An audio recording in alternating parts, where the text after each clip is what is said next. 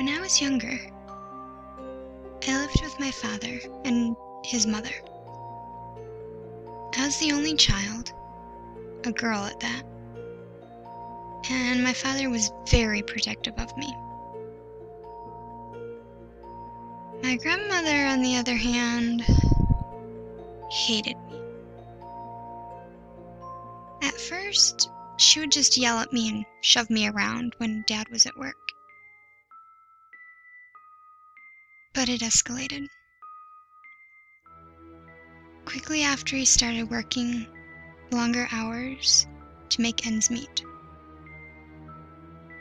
I rarely saw my father at that point.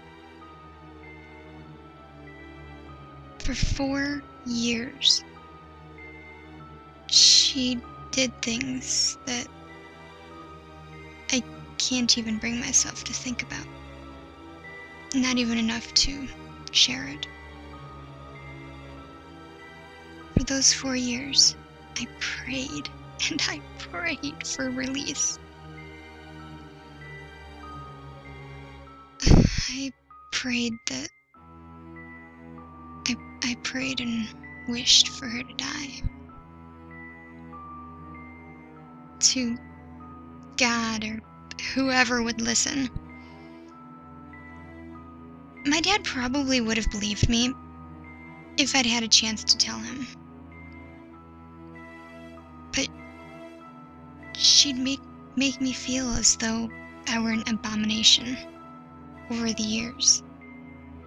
That I just couldn't bear it anymore.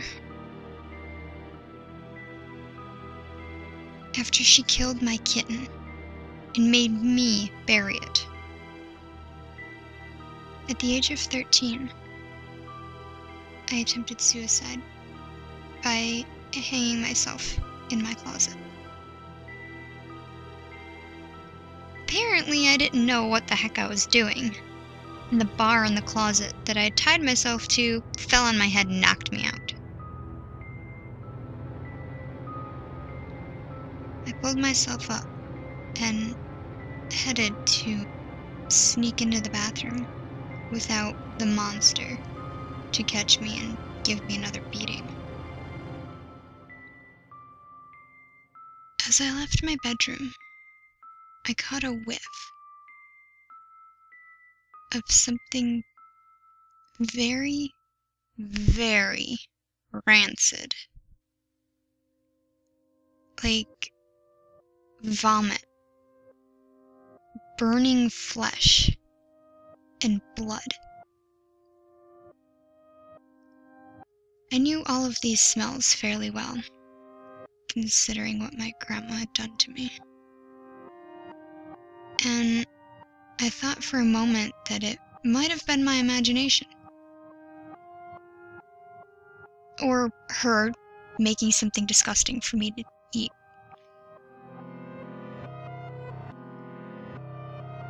While I recognized the separate smells in a way, I'd never smelled anything like this.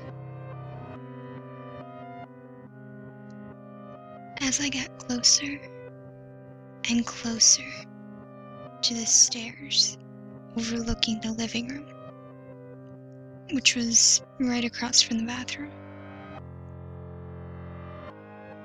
I started to hear something.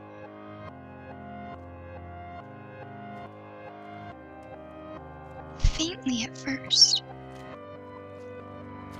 but suddenly it seemed so much louder. My head was pounding. My heart was pounding.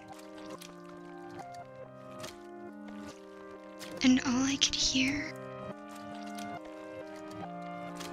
was gurgling. The smacking of lips. Squishing. And then a horrible ripping sound. The mere idea of peeking over the stairs and into the living room was suddenly so profoundly frightening that I almost just went back to my bedroom. But strangely, it was easy to just look. What I saw in the living room will never leave me for as long as I live, in more than one sense.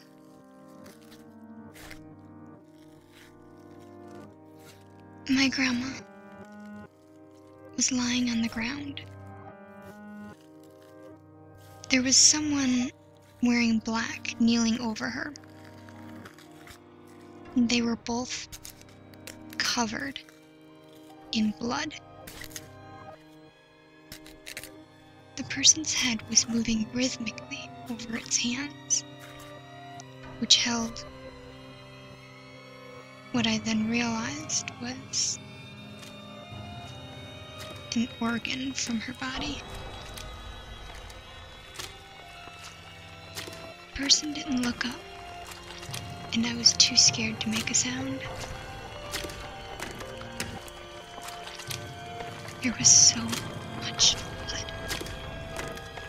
So much blood. The sound of gnawing, the smacking mouth, the snapping of her organs as they were ripped from my grandmother's body.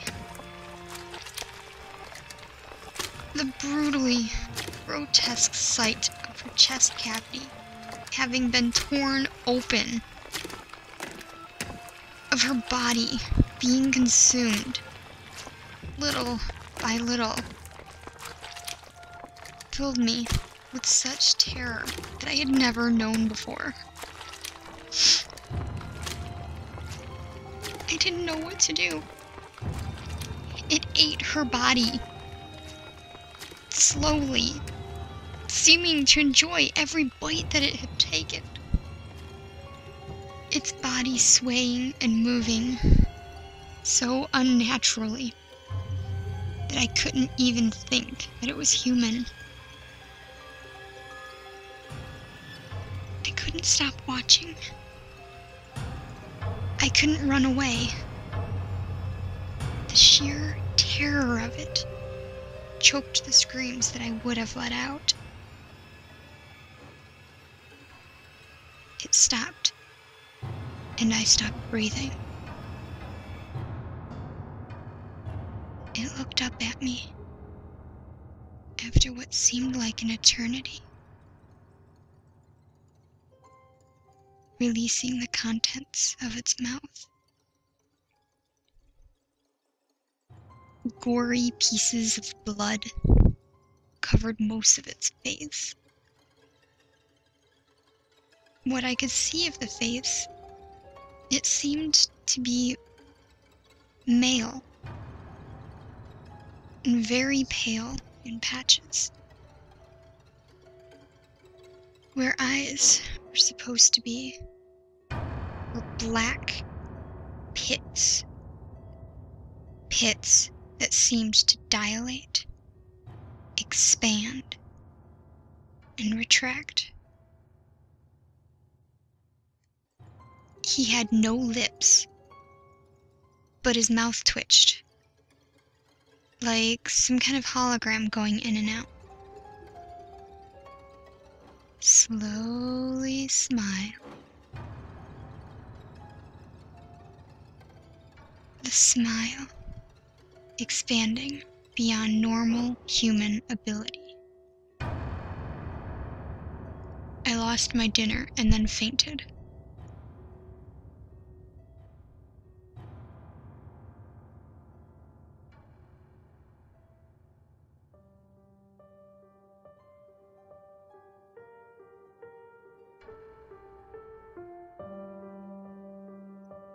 I woke up. My father was home and worrying over me. My grandma's body was gone, along with all of the blood. "Where's Grandma? Where is she?" I kept asking him, until I had to stop from the look in his eyes. He told me that her heart was bad, and she was in heaven now. I couldn't believe it. That was impossible, right? Did I imagine the whole thing?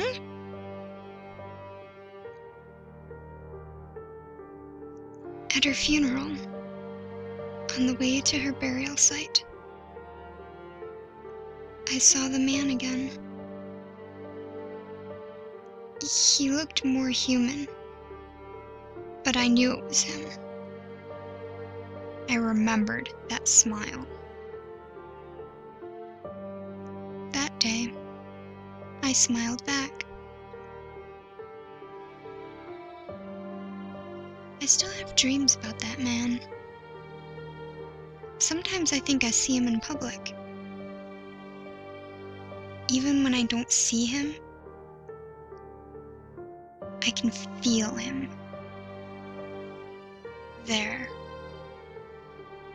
He's always there. Watching me.